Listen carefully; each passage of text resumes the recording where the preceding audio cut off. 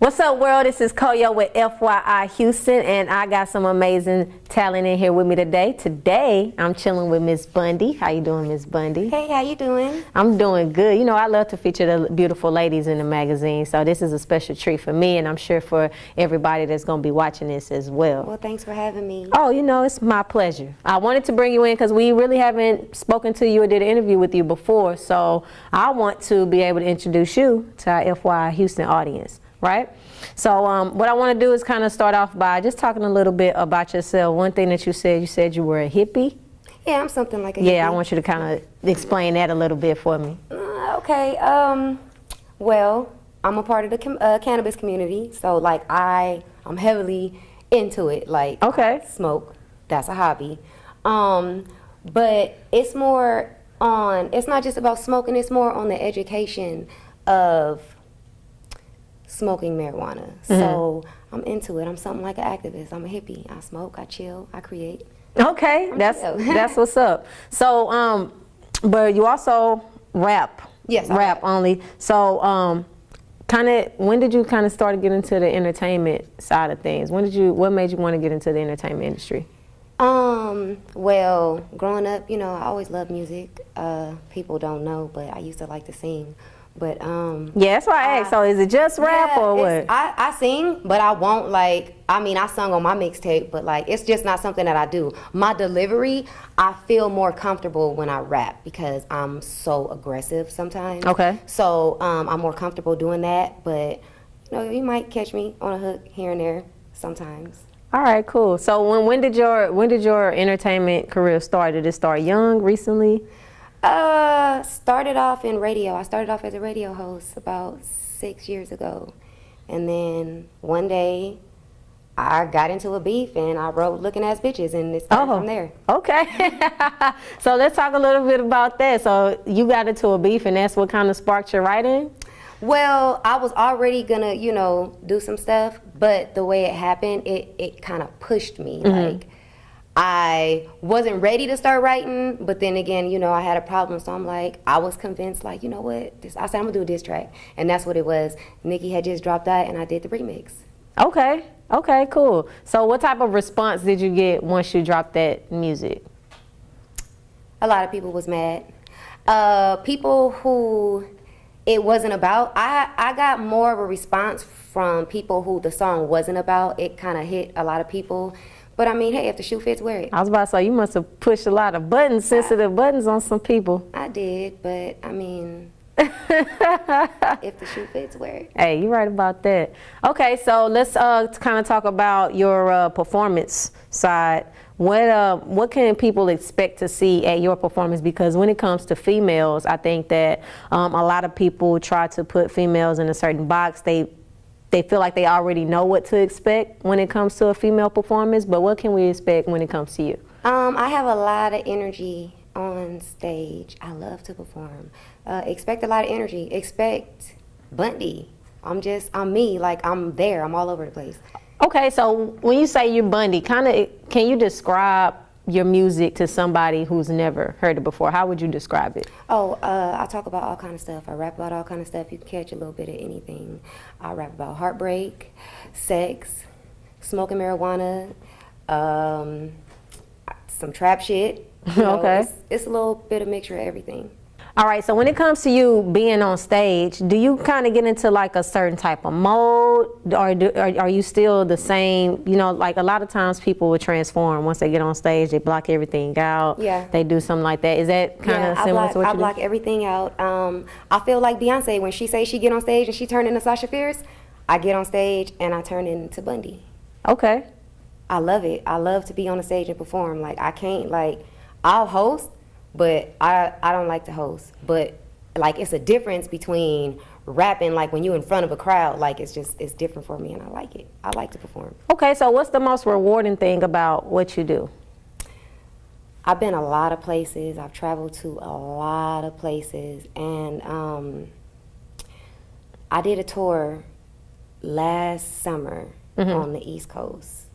And from that tour, you know, the promoters, they kind of referred me to go on tour with Chanel from Young Money, Lil Wayne artist. It's big. So yeah, that was pretty nice or whatever. You know, it's cool. I'm just waiting. So you still expecting to be on that tour coming soon, hopefully? Yeah, I'm waiting on responses. You know, it's a couple other chicks too. So I'm just basically playing the waiting game, but work don't stop. So That's a fact. That's a fact. All right, so let's talk about your upcoming projects. Do you got anything that you're working on right now? right now, finished Hippie Shit. That's the new single coming out, and the video. I just dropped a promo video 2 days ago for No Midget. That's on the Breakthrough mixtape. Okay. It's a song about smoking weed, so it's cannabis friendly. So y'all might want to check that out on YouTube. But right now, it's all about hippie shit. Dropping that and dropping a video after that. When can we expect the Hippie Shit project? Is it dropping anytime this year? Yeah, on 420, of course. Oh, perfect. Perfect Yes, timing. on- Okay. On 420. And you just mentioned a song that you just dropped called No Midget. Yeah. What does that mean? What kind of talk about what that song is about? No midget, no midget. We don't smoke that small shit. Okay, got you. Okay. So it's still on the hippie movement. So with this Hippie Shit album, is that kind of what the content is geared towards? Well, the hippie shit is really off my first mixtape that I dropped last year. And I'm re-dropping it over kind of because I got distribution Okay. through Universal and Grooves Fontana. So Nice.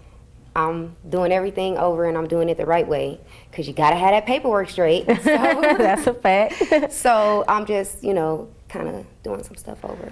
Okay. When it comes to your career, like you just said, you got to have your paperwork straight. It seems like you've learned some things that you know now that you didn't know when you first started. What's some advice that you can give up and coming artists who might want to enter the industry?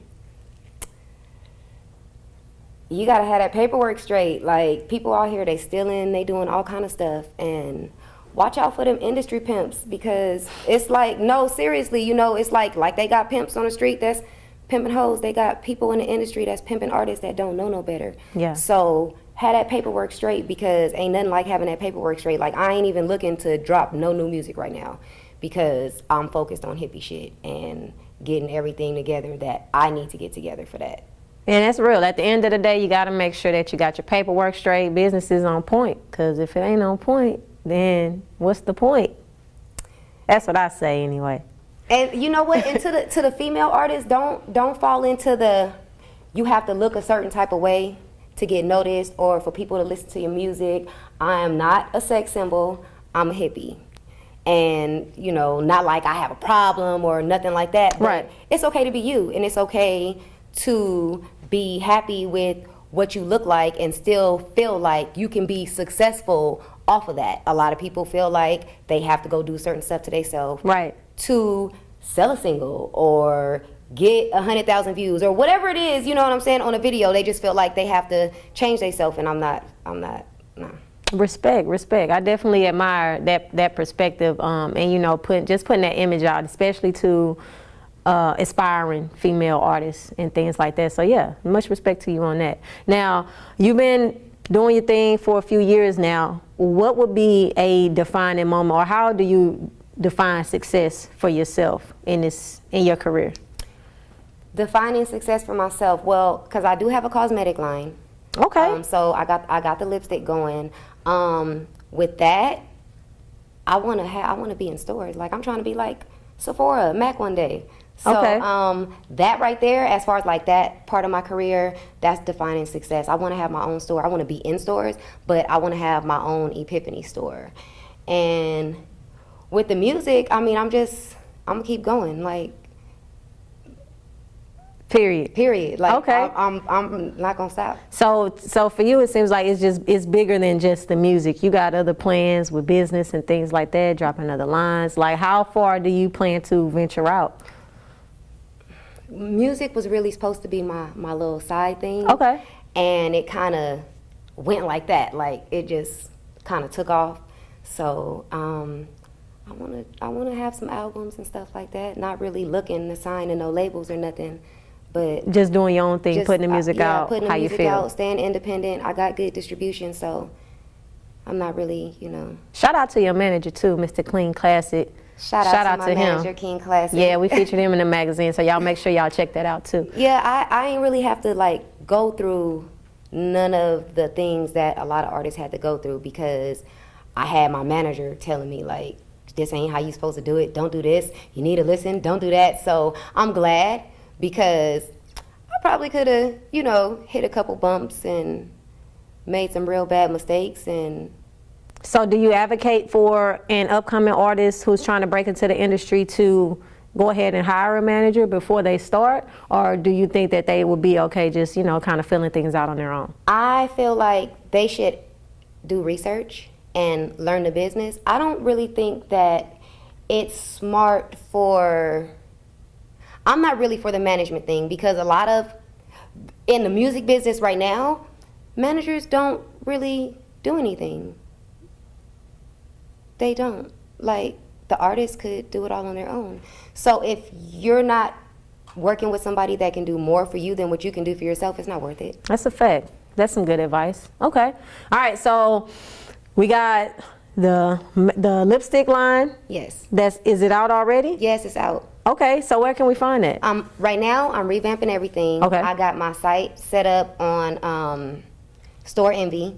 I got Skrilla, shout out Skrilla from Grade A Media Productions, working on my new site, and we getting ready to drop this Queendom Come collection. That's what we're working on right now. Queendom Come. So when can we expect the Queendom Come collection? Is it coming out in 2017? Yeah, it's coming out in 2017. Okay, that's a bit. Yeah, sometime in the spring. So where do we need to stay tuned to figure out, so we can get updates on that?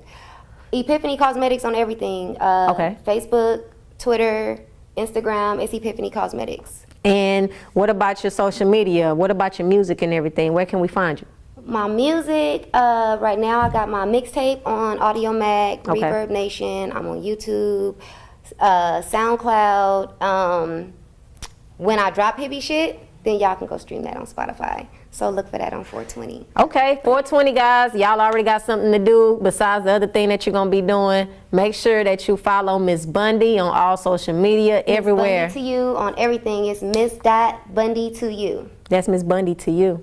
So y'all make sure y'all check that out for all updates on the music, on the lipstick line, everything. This Coyo with FYI Houston. Thank you, Miss Bundy, for coming through. I really appreciate you, lovely lady. And we out.